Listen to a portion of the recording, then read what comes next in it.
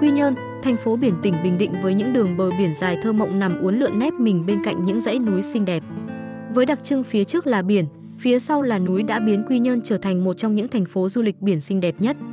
Tuy nhiên tại Quy Nhơn không chỉ có biển, thế bạn có biết nơi đây còn những địa điểm tuyệt vời nào không? Cùng khám phá 10 địa điểm du lịch Quy Nhơn Bình Định đẹp nhất nhé! 1. Kỳ Co. Kỳ Co nằm cách trung tâm thành phố Quy Nhơn hơn 20 km về phía đông nam. Đây được coi là một địa điểm du lịch lý thú nhất tại Quy Nhơn với hai mặt giáp núi và một mặt giáp biển. Rất thích hợp cho các dân phượt bằng xe máy. Bạn có thể di chuyển bằng ô tô nhưng đi bằng xe máy sẽ tiện hơn cho việc tham thú và khám phá nơi này. Quy Nhơn có khí hậu ôn hòa thế nên bạn có thể đến đây vào bất cứ thời gian nào trong năm, nhưng để thuận tiện nhất thì bạn nên đi vào thời gian khoảng từ tháng 2 đến tháng 8.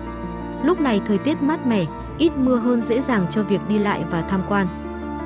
Tới đây bạn sẽ bị choáng ngợp bởi vẻ đẹp hoang sơ kỳ vĩ, thiên nhiên hòa hợp. Đứng từ xa bạn sẽ nhìn thấy cảnh núi non hùng vĩ, những tầng cây xanh rợp bóng mát, không khí thoáng đãng, gió tạt mạnh vào người mang theo hơi mặn chát đặc trưng của biển. Kỳ Co có hướng vòng cung như vầng trăng khuyết của những ngày thường nhật. Bạn sẽ cảm nhận được điều thú vị khi đến với bãi biển Kỳ Co, đó là nước ở đây rất mát và nông. Bạn có thể thỏa thích thả mình trong làn nước ngọc bích, bơi ra xa 100 mét mà nước mới chỉ ngang đến cổ. Những dải cát trắng xóa, mềm mịn, những rặng cây xanh mát, bóng dừa rủ xanh xuống triền cát. Còn gì thú vị hơn khi chán chê nô đùa với làn nước trong xanh, bạn có thể đặt chân trần đi dạo bộ bên những rặng dừa, hát vu vơ một vài khúc tình ca với biển. Cả khung cảnh trở nên đẹp lung linh dưới ánh nắng mặt trời.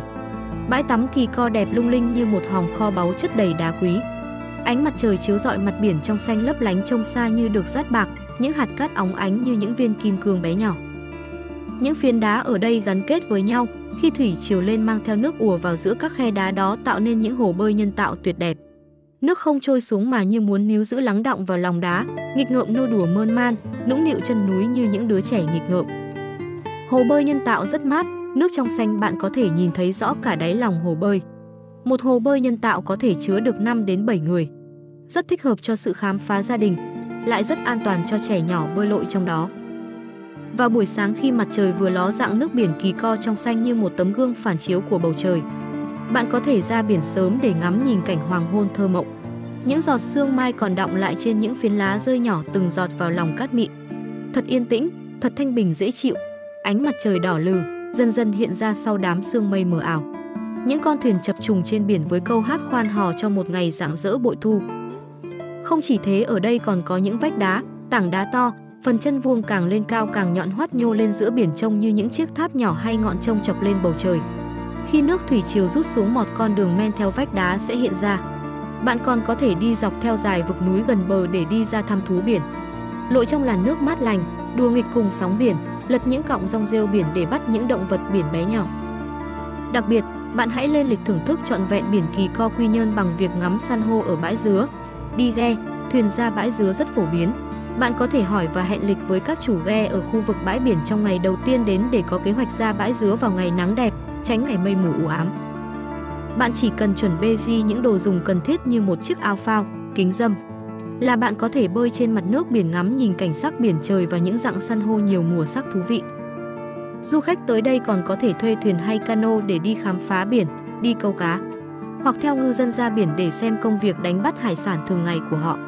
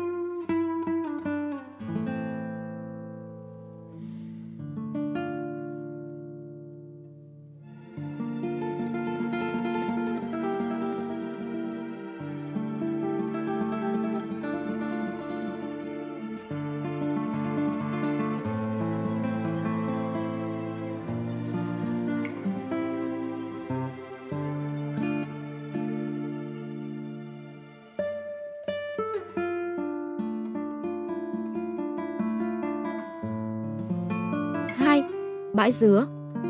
Bãi dứa là một trong những bãi san hô tự nhiên đẹp và lớn nhất tại Quy Nhơn. thuộc thôn Hưng Lương, xã Nhân Lý, Quy Nhơn, Bình Định. Nằm cách trung tâm thành phố khoảng 25 km, giáp với phía tây bắc của dãy núi Cấm. Nơi đây sở hữu là nước biển trong xanh, bãi cát vàng trắng mịn cùng những rặng san hô rực rỡ, dần nổi lên như một điểm du lịch sáng giá níu chân biết bao du khách từ xa đến gần. Đến bãi dứa Quy Nhơn, bạn sẽ có cơ hội chiêm ngưỡng các loài sinh vật biển đa dạng cùng những rặng san hô tuyệt đẹp lộng lẫy có 102. Ngoài ra, tại bãi dứa bạn còn có thể chơi nhiều trò chơi biển khá thú vị, hấp dẫn. Đặc biệt đây còn là nơi check-in với nhiều tiểu cảnh độc đáo hết sức kỳ vĩ nên thơ. Quy Nhơn là một thành phố ven biển thuộc vùng duyên hải Nam Trung Bộ, gắn liền với miền khí hậu nhiệt đới ẩm gió mùa, nên được chia làm hai mùa rõ rệt là mùa mưa và mùa khô. Mùa khô kéo dài từ tháng 3 đến tháng 9 hàng năm. Thời gian này thường ít xảy ra mưa, thời tiết luôn khô ráo, thoáng mát đẹp trời. Đây cũng chính là thời điểm lý tưởng để tham quan bãi dứa Quy Nhơn. Còn thời gian từ tháng 10 đến tháng 2 năm sau, ở đây chính thức bước vào mùa mưa nên xảy ra mưa nhiều. Nếu muốn tham quan vào thời điểm này, du khách nên thường xuyên cập nhật tình hình thời tiết. Bởi nếu đi vào ngày thời tiết xấu, sẽ không có phương tiện nào chở du khách ra bãi dứa, nhằm đảm bảo sự an toàn tuyệt đối và tránh những trường hợp xấu nhất xảy ra.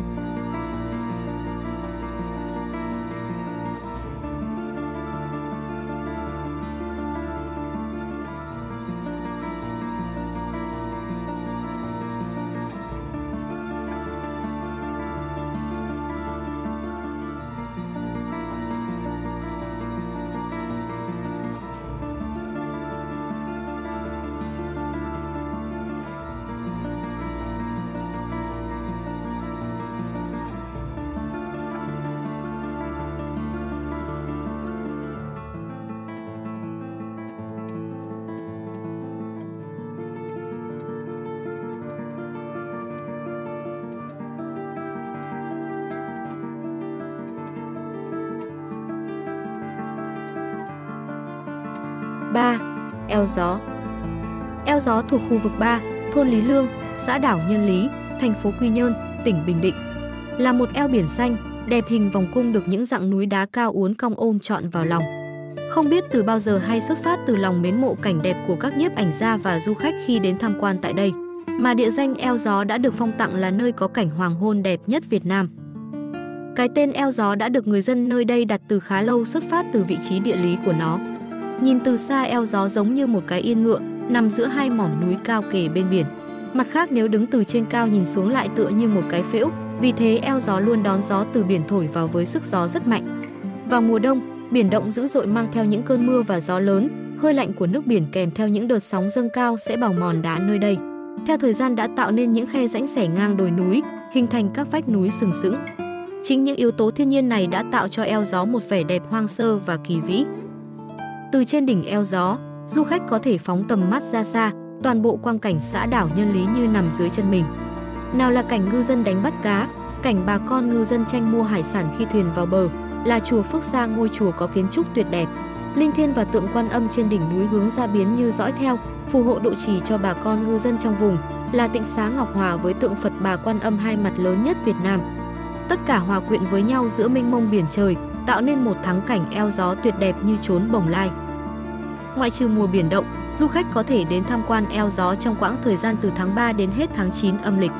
Đây là thời điểm biển lặng, kín gió, mặt nước êm đềm, trong xanh rất thích hợp cho những chuyến dã ngoại, lặn ngắm san hô và chinh phục đỉnh eo gió.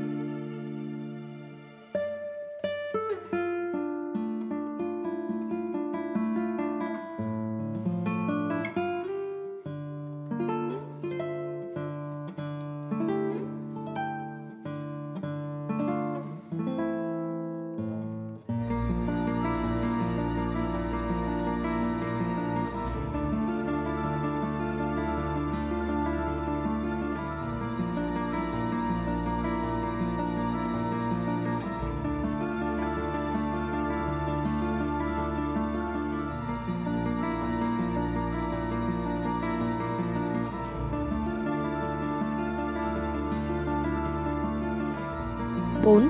Tịnh xá Ngọc Hòa. Tịnh xá Ngọc Hòa là một ngôi chùa tọa lạc trên bán đảo Phương Mai, thôn Lý Lương, xã Nhân Lý, thành phố Quy Nhơn, tỉnh Bình Định.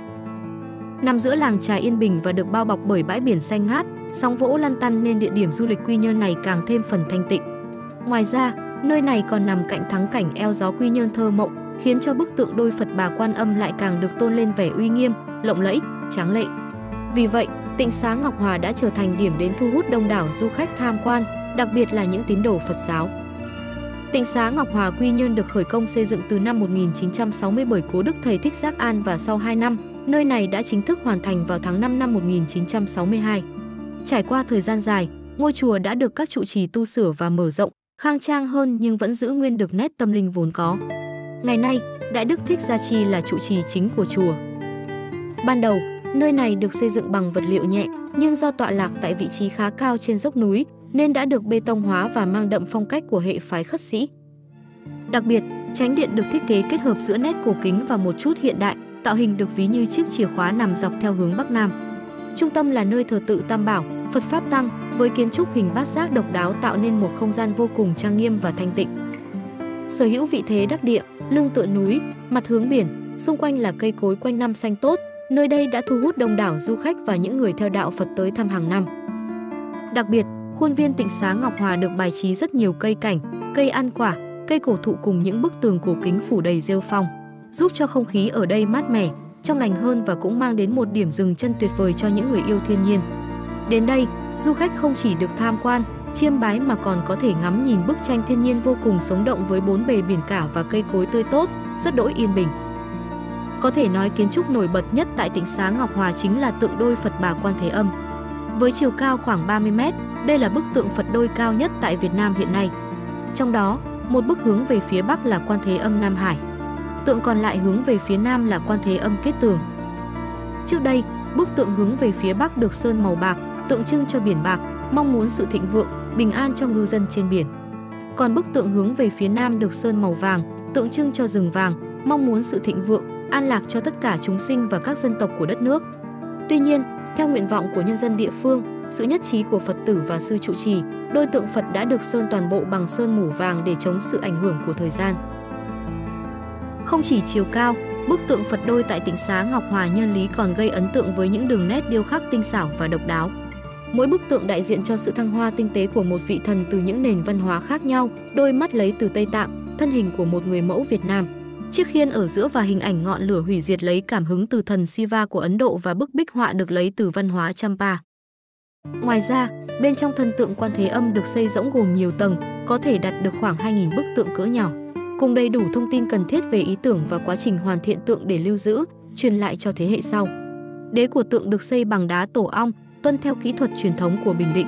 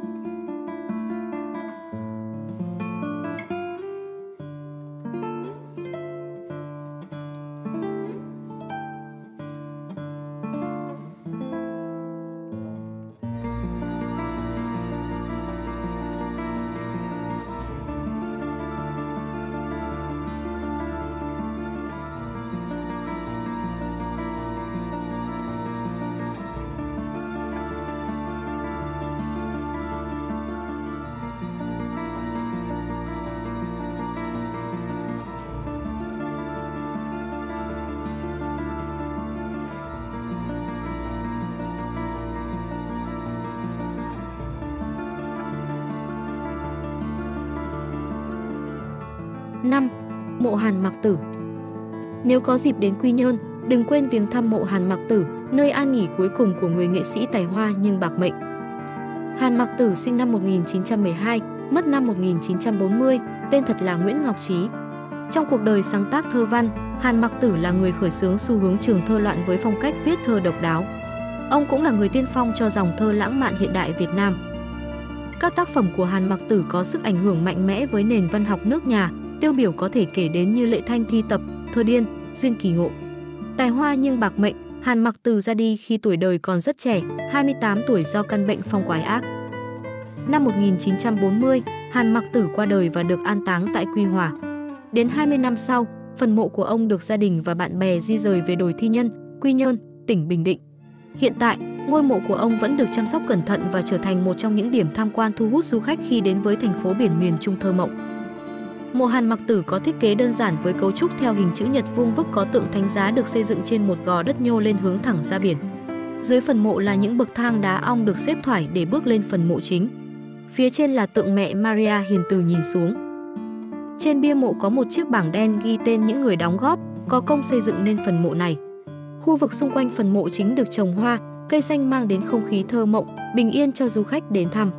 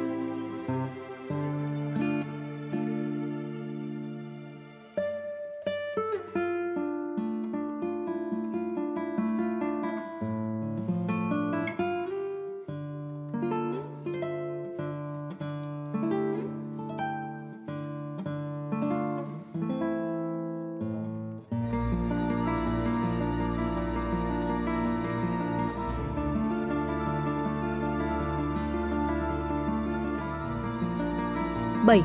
Bãi trứng. Chỉ cách trung tâm thành phố Quy Nhơn khoảng 3 km, bãi đá trứng hay còn có tên gọi khác là bãi Hoàng hậu là điểm đến tham quan, ngắm biển kết hợp với không gian cà phê, ăn uống nổi tiếng của thành phố Quy Nhơn. Đến nơi đây, bạn không chỉ thích thú với không gian bình yên, trong lành của thành phố biển mà còn được ngắm nhìn hàng ngàn viên đá khổng lồ với những hình dáng độc đáo, ấn tượng. Còn gì tuyệt vời hơn khi được rảo bước chân trần trên từng phiến đá mát lạnh. Đây sẽ là một trong những trải nghiệm không thể bỏ lỡ đối với du khách khi ghé thăm nơi này. Bãi đá trứng Quy Nhơn được hình thành do hoạt động địa chất kết hợp cùng sự bào mòn của biển được diễn ra từ hàng triệu năm về trước. Tuy nhiên, nơi đây cũng được gắn liền với một giai thoại truyền miệng. Bãi đá trứng còn có tên gọi khác là bãi Hoàng hậu vì xưa kia, Nam Phương Hoàng hậu vợ vua Bảo Đại từng chọn nơi đây làm bãi tắm riêng. Dần dà, người dân địa phương quen gọi nơi đây là bãi Hoàng hậu cho đến tận bây giờ.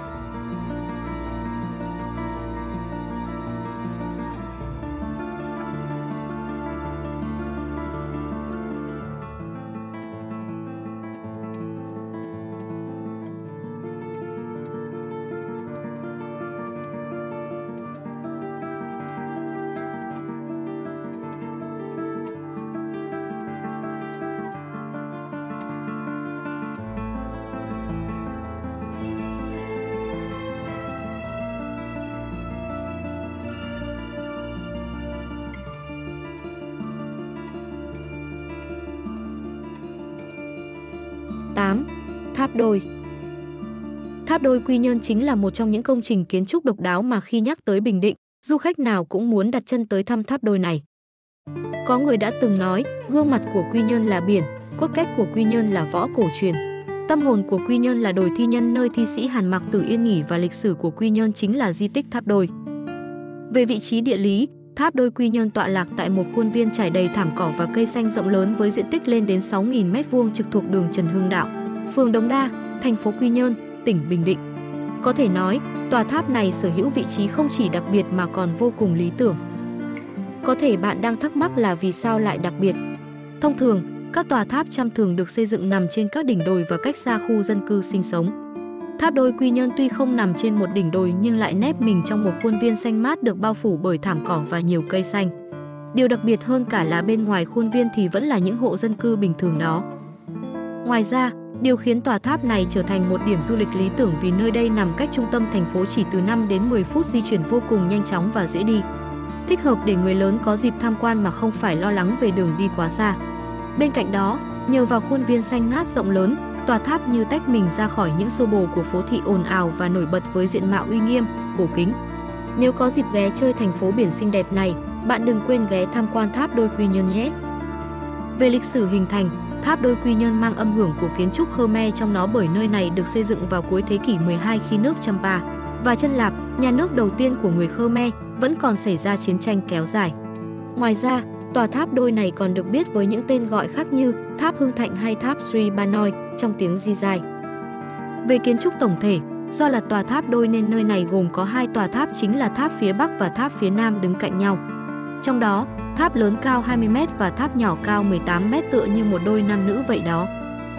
Bạn biết không, Bình Định xưa kia chính là kinh đô của vương quốc Champa cổ đại. Do vậy mà nơi đây cũng đã nghiễm nhiên trở thành nơi sở hữu số lượng các tháp Chăm lớn nhất Việt Nam đó. Tháp Đôi Quy Nhơn là một trong số 7 tòa tháp thuộc sự sở hữu của tỉnh Bình Định, được công nhận là di tích quốc gia của tỉnh này.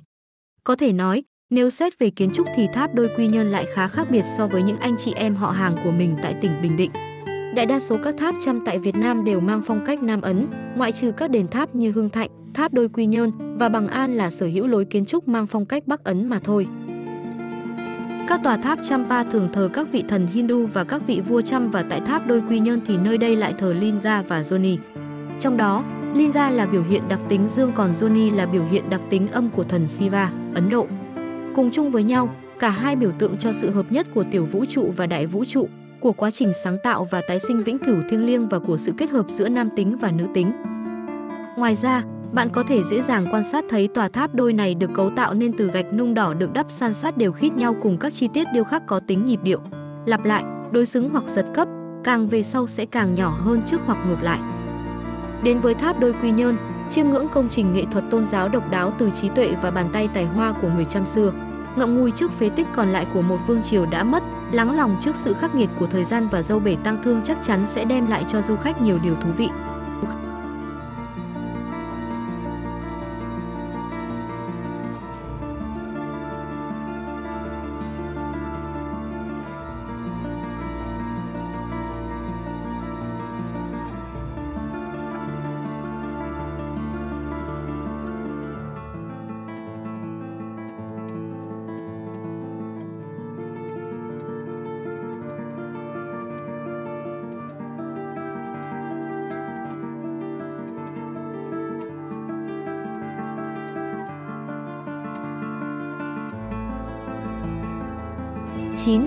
Tháp Dương Long.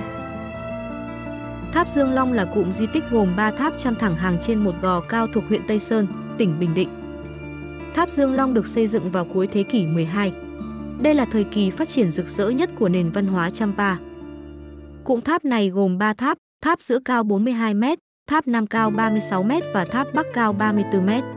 Phần thân của các tháp xây bằng gạch, các góc được ghép bởi những tảng đá lớn chạm trổ công phu. Tính quy mô của tháp Dương Long được thể hiện không chỉ ở chiều cao của nó, cao nhất trong các tháp Chăm còn lại ở Việt Nam, mà còn ở lối kiến trúc độc đáo. Đặc biệt là các hoa văn, họa tiết được khắc tạc trực tiếp trên những tảng đá đồ sộ đặt ngay trên đỉnh tháp với nghệ thuật điêu khắc chạm trổ điêu luyện. Các đường nét thể hiện vừa hoành tráng vừa lộng lẫy, vừa tinh tế mềm mại, những con vật và họa tiết trang trí vừa sống động chân thực, vừa huyền ảo kỳ bí. Tháp Dương Long được đánh giá là một trong những tháp Chăm đẹp nhất Việt Nam. Tháp Dương Long được Bộ Văn hóa, Thông tin xếp hạng là di tích kiến trúc nghệ thuật năm 1980 và được Thủ tướng Chính phủ xếp hạng là di tích quốc gia đặc biệt ngày 23 tháng 12 năm 2015.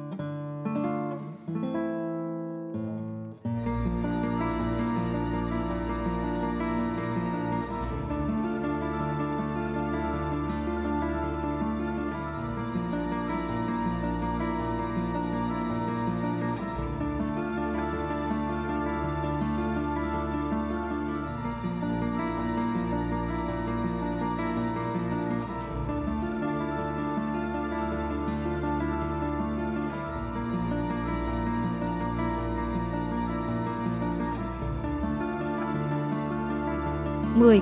Bảo tàng Quang Trung. Bảo tàng Quang Trung là một trong những bảo tàng lịch sử nổi tiếng ở Bình Định. Nơi đây gắn liền với khởi nghĩa Tây Sơn là một trong những cuộc khởi nghĩa giải phóng dân tộc thành công nhất ở nước ta. Để lưu giữ lại những hiện vật lịch sử một thời đáng nhớ, người ta cho xây dựng bảo tàng Quang Trung Bình Định ngay tại chính quê hương của người anh hùng dân tộc. Tây Sơn, nơi có bảo tàng mang tên người anh hùng áo vải Quang Trung Nguyễn Huệ, thủ lĩnh của phong trào khởi nghĩa Tây Sơn vào những năm thế kỷ 18. Nơi đây không chỉ lưu giữ những hiện vật lịch sử liên quan đến cuộc khởi nghĩa Tây Sơn mà còn là nơi lưu lại dấu tích ba anh em họ Nguyễn, Nguyễn Nhạc, Nguyễn Huệ, Nguyễn Lữ. Được khánh thành vào năm 1978 tại làng Liên Mỹ, xã Bình Thành, huyện Tây Sơn, tỉnh Bình Định, cách trung tâm thành phố Quy Nhơn khoảng 45 km theo đường quốc lộ 19. Nơi đây được coi là bảo tàng danh nhân lớn nhất cũng như bảo tàng thu hút được đông đảo khách đến tham quan du lịch và tìm hiểu về lịch sử nhiều nhất ở Việt Nam. Các bạn có thể đến thăm bảo tàng vào tất cả các ngày trong tuần, sáng từ 7 giờ đến 11 giờ, chiều từ 1:30 đến 5 giờ. Khu vực bảo tàng Tây Sơn Quang Trung Bình Định được thiết kế với cấu trúc 9 phòng trưng bày lưu giữ khoảng trên 11.000 hiện vật quan trọng liên quan đến khởi nghĩa Tây Sơn và ba anh em họ Nguyễn. Nằm trong quần thể bảo tàng là điện thờ Tây Sơn Tam Kiệt cùng các danh tướng thân cận dưới sự chung tay góp sức của đông đảo nhân dân. Vào năm 1958, điện thờ chính thức được khởi công xây dựng và hoàn thành vào năm 1960 ngay trên nền nhà cũ của ba em nhà Tây Sơn, với diện tích lên tới 2.325 m². Bảo tàng được thiết kế với bố cục cân đối, tỏa tròn ra tứ hướng và tụm lại vào điểm chính giữa nơi đặt tượng đài Quang Trung Nguyễn Huệ. Từ xa trông vào ta thấy bao quanh bảo tàng Quang Trung Bình Định là khí chất cổ xưa với những lớp mái ngói đỏ gạch, cong cong chạm khắc những hình uốn lượn điêu nghệ. Trước sân có cổng tam quan, kế đó là nhà bia ghi công lao của vị anh hùng Quang Trung bằng chữ quốc ngữ. Chính điện được chia thành 3 gian, gian giữa thờ Nguyễn Huệ, gian bên trái thờ Nguyễn Nhạc, gian còn lại thờ Nguyễn Lữ. Hai đầu hồi điện đặt ban thờ các văn thần, võ sĩ nhà Tây Sơn, Bùi Thị Xuân, Ngô Thì Nhậm, Trần Quang Diệu, Ngô Văn Sở, Trần Văn Kỷ, Võ Văn Dũng. Bảo tàng Quang Trung Bình Định không chỉ là nơi lưu giữ những hiện vật lịch sử mà còn là nơi lưu truyền tinh thần võ thuật dân tộc Tây Sơn, môn võ thuật truyền thống của Bình Định. Để làm tăng thêm tính sinh động cho những bài múa võ, người dân nơi đây còn cho tái hiện màn chống trận năm xưa của vua Quang Trung. Mỗi bài chống trận đều gồm có 3 phần: xuất trận, công thành, khải hoàn. Nhưng điểm đặc biệt ở đây là không hề có hồi chống thu quân, bởi người đời truyền tai nhau rằng trong cuộc đời thân chinh của người anh hùng áo vải đất Tây Sơn chưa một lần thất trận, chưa một lần phải thu quân, cứ chiến thắng liên tiếp như hồi chống dồn dập không dừng. Đến thăm bảo tàng Quang Trung Bình Định, du khách sẽ có dịp được ngược dòng lịch sử để sống với tinh thần thượng võ, kiên cường bất khuất và lòng yêu nước thương dân thông qua trang sử oai hùng của khởi nghĩa Tây Sơn, những chiến công hiển hách của Nguyễn Huệ và những vị tướng thân cận kiên trung.